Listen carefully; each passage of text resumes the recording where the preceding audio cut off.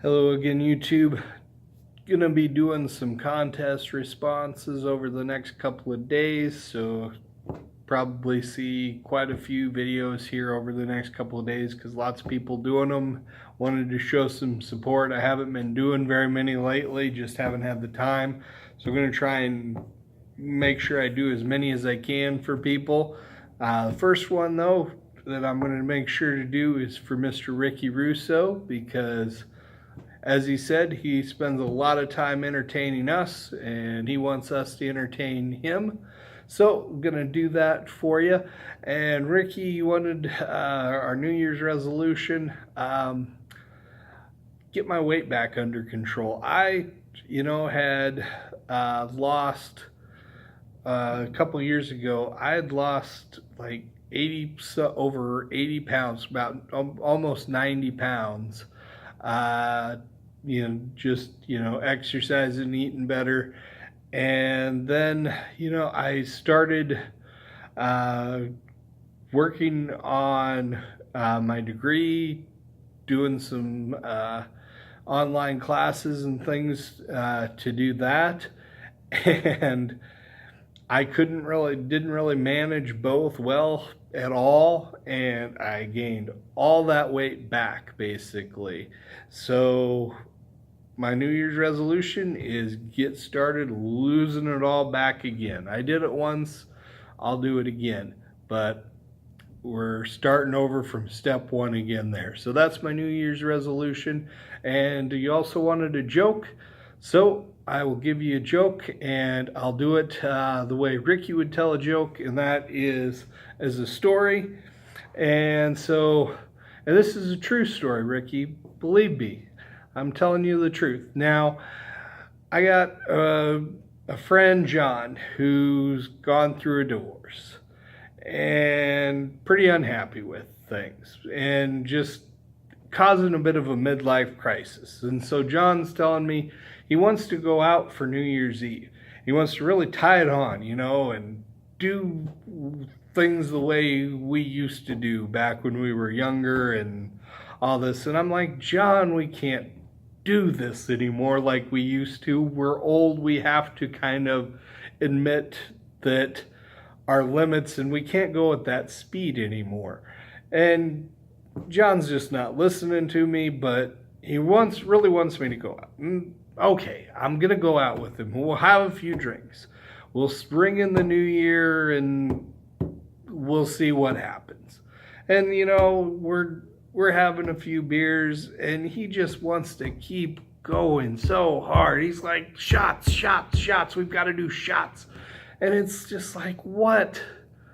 Come on. It's like, we got to take this slower.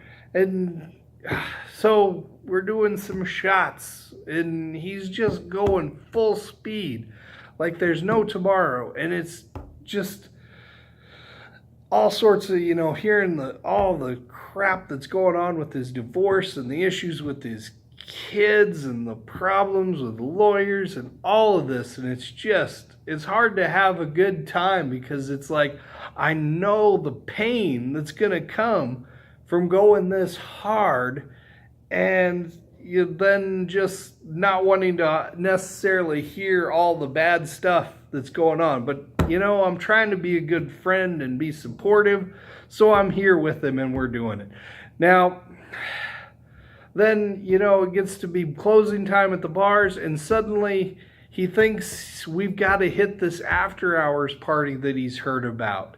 And it's like he can't even drive anyway, so I've got to try and do it, and I've got to take him there. And we're at this party, and it's like there's girls half his age and half naked. They're all over the place, and I don't know, he's chasing around, sniffing around, and it's like, the dog chasing a car, the saying about that, where it's like, even if he caught it, he wouldn't know what to do with it at this point.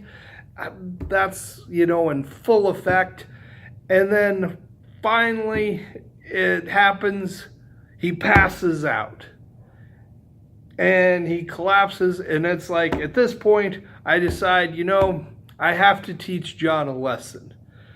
And so I let him lay there for a while, and I let people at this party that did want to decide to mess with the old guy that passed out. But eventually, I realized, okay, he's going to have learned a good lesson from this. And I pick him up and I drag him out.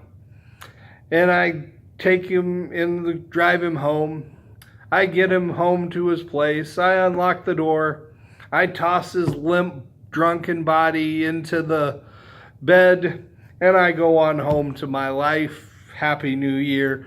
Now, the next day, sometime mid-afternoon, as he's awakening from his stupor, he's calling me, and I answer the phone, and I'm sure I know what's coming, and I answer the phone, and he's like, Dustin, I can't believe this. I mean, I got drunk, and I can't believe you let people mess with me like that. And I was like, well, you needed to know that you just can't hold your liquor like that anymore. And I mean, the time for guys of you and me to party like that has ended.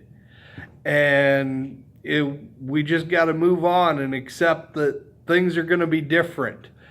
And he's like, but you don't understand. I woke up and I looked in the mirror, and by God, somebody drew a dick on my face. And I said, no, John, it's much worse than that. He's like, I don't know. How could it be worse than that? And I said, John, they didn't draw that dick on your face. They traced it. Take care.